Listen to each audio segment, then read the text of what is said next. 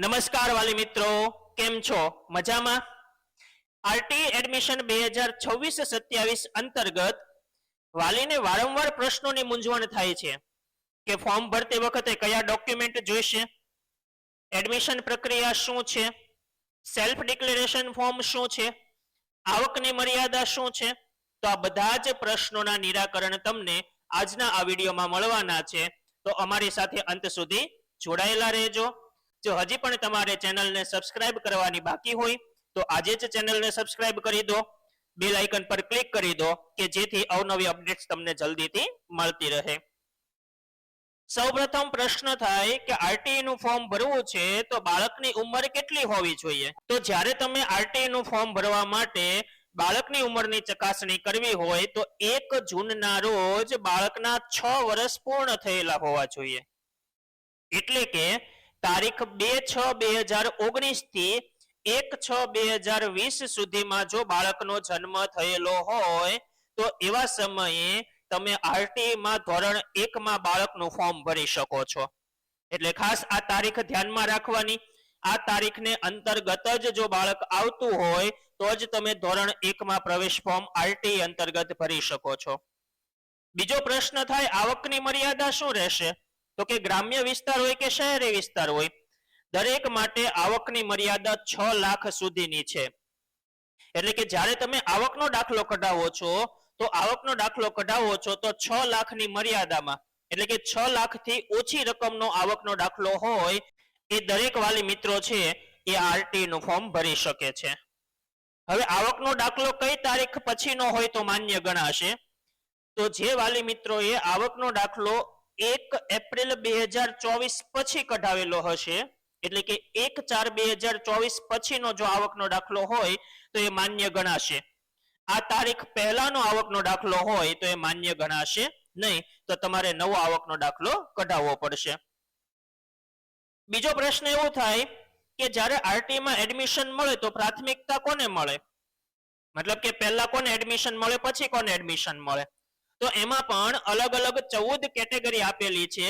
એ 14 category પ્રમાણે બાળકોને admission ફાળવવામાં આવતું હોય. જેમ કે પહેલા આવે છે અનાથ બાળકો, બીજું આવે છે બાળ સંભાળ સંસ્થા, ત્યાર પછી બીપીએલ કાર્ડ ધરાવતા પરિવાર, ત્યાર પછી વિવિધ કેટેગરીના બાળકો. એટલે એ પ્રમાણે તમને પ્રાથમિકતા આપવામાં આવતી હોય છે. બીજો એક પ્રશ્ન થાય કે જો વાલીને સંતાન તરીકે માત્ર ને માત્ર એક દીકરી જ હોય, એટલે કે છોકરી જ હોય, તો એમના માટે કોઈ નિયમ છે? તો હા, એમના માટે પણ નિયમ છે, સિંગલ ગર્લ ચાઇલ્ડ સર્ટિફિકેટ. આ સિંગલ ગર્લ ચાઇલ્ડ સર્ટિફિકેટ શું છે? તો કે જે માતા પિતાને સંતાનમાં માત્ર ને માત્ર એક દીકરી જ હોય એમને આ કેટેગરીનો લાભ મળે છે અને એડમિશન પ્રવેશ માટે પણ એમને પ્રાથમિકતા મળે છે. એટલે જો તમારે સંતાનમાં માત્ર ને માત્ર એક દીકરી હોય તો એવા સમયે નજીકના ઝોન ઓફિસ પર જઈ અને તપાસ કરી અને તમે સિંગલ ગર્લ ચાઇલ્ડ સર્ટિફિકેટ કઢાવી શકો છો. અને આરટીઈ નું ફોર્મ ભરતી વખતે તમારે આ કેટેગરી સિલેક્ટ કરવાની રહેશે. એટલે જ્યારે આરટીઈ નો પ્રથમ રાઉન્ડ બહાર પડે છે તો એવા સમયે તમને એડમિશન લાગવાની શક્યતા સૌથી વધારે રહેલી છે. ત્યાર પછી બીજો પ્રશ્ન એવો થાય કે ભાડાના મકાનમાં રહીએ છીએ તો કયા કયા પુરાવા જોઈએ? તો એવા સમયે તમે આધાર કાર્ડ, પાસપોર્ટ, વીજળી બિલ, પાણી બિલ, ચૂંટણી કાર્ડ, રેશન કાર્ડ અથવા તો રજિસ્ટર્ડ ભાડા કરાર, આમાંથી કોઈ પણ એક પુરાવો તમે મૂકી શકો છો. પણ જો આ 6 પુરાવામાંથી એક પણ પુરાવો નથી અને તમે રજિસ્ટર્ડ ભાડા કરાર કરાવો છો તો ફરજિયાત તમારે રજિસ્ટર્ડ ભાડા કરાર જ કરાવવો પડશે. નોટરાઇઝ ભાડા કરાર ચાલશે નહીં. એટલે કે સાદો ભાડા કરાર કરાવેલો હોય, વકીલ પાસે નોટરી કરાવેલો ભાડા કરાર ચાલશે નહીં. રજિસ્ટર્ડ ભાડા કરાર જ તમારે કરાવવો પડશે. એટલે એના કરતા તમારી પાસે આમાંથી જે પણ કોઈ પ્રૂફ છે એ પ્રૂફમાં તમે જે જગ્યાએ રહો છો ત્યાંનું એડ્રેસ હોય તો તમે આ કોઈ પણ પ્રૂફ મૂકી દો તો તમારે રજિસ્ટર્ડ ભાડા કરારની જરૂર રહેશે નહીં. ત્યાર પછી ફોર્મ ભરતી વખતે મુખ્ય ડોક્યુમેન્ટ કયા કયા જોઈએ? તો કે બાળકનો જન્મ તારીખનો ઓરિજિનલ દાખલો.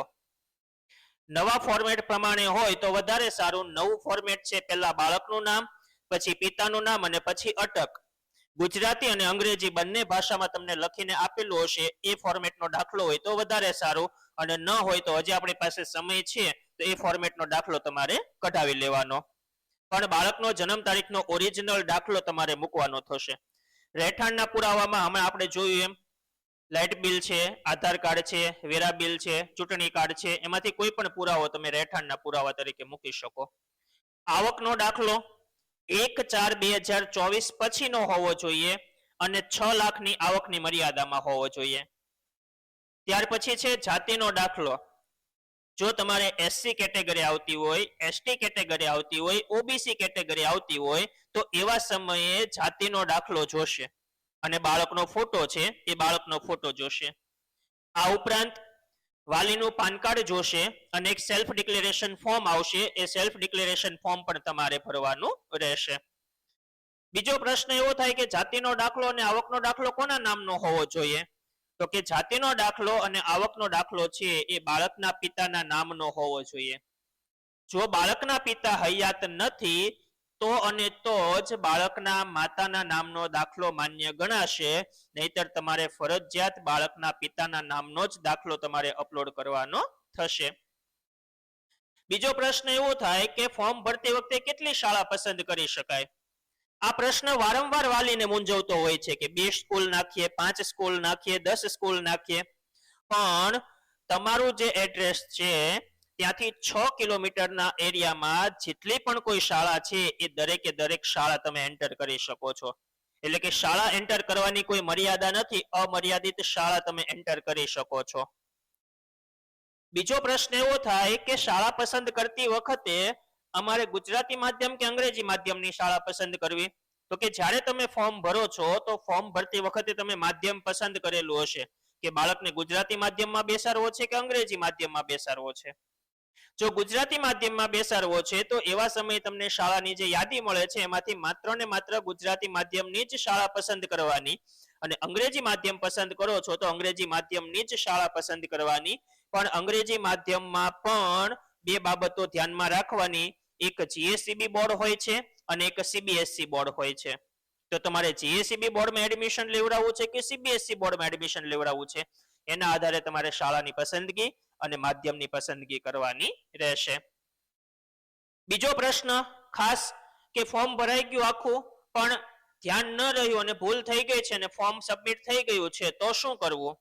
તો એના માટે તમારે ચિંતા કરવાની જરૂર નથી.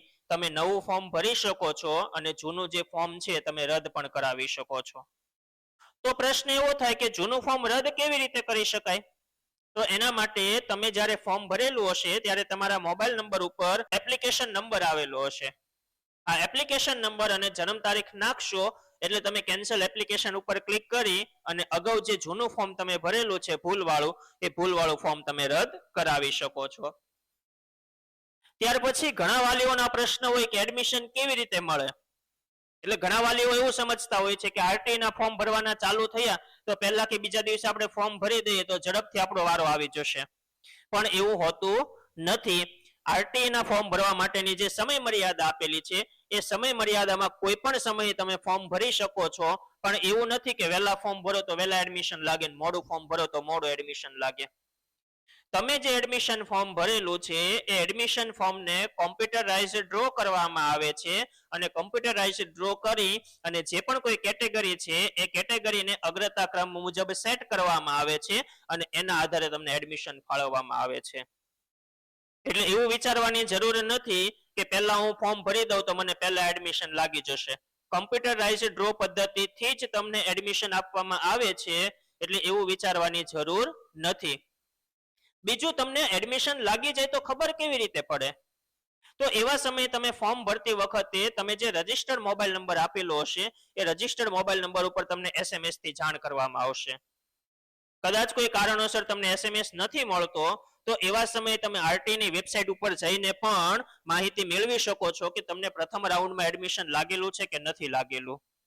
હવે પ્રથમ રાઉન્ડમાં એડમિશન લાગેલું છે તો એની પ્રક્રિયા શું છે એના માટેનો વિડીયો પણ આપણી ચેનલ ઉપર આવી જશે. તો આરટી ની પ્રોસેસ જ્યાં સુધી પૂરી ન થાય ત્યાં સુધી અમારી ચેનલ સાથે જોડાયેલા રહેજો, એટલે આરટી ની સંપૂર્ણ માહિતી તમને મળતી રહે.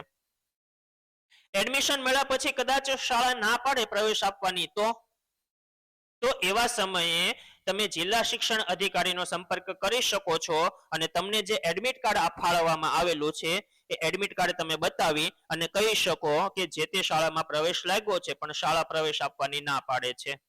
એટલે જિલ્લા શિક્ષણ અધિકારીને તમે ફરિયાદ કરી શકો છો. એડમિશન મળ્યા પછી પણ જો અન્ય શાળામાં ટ્રાન્સફર કરવું હોય તો થઈ શકે? તો ના, સામાન્ય સંજોગોમાં શાળા તમે બદલી શકતા નથી.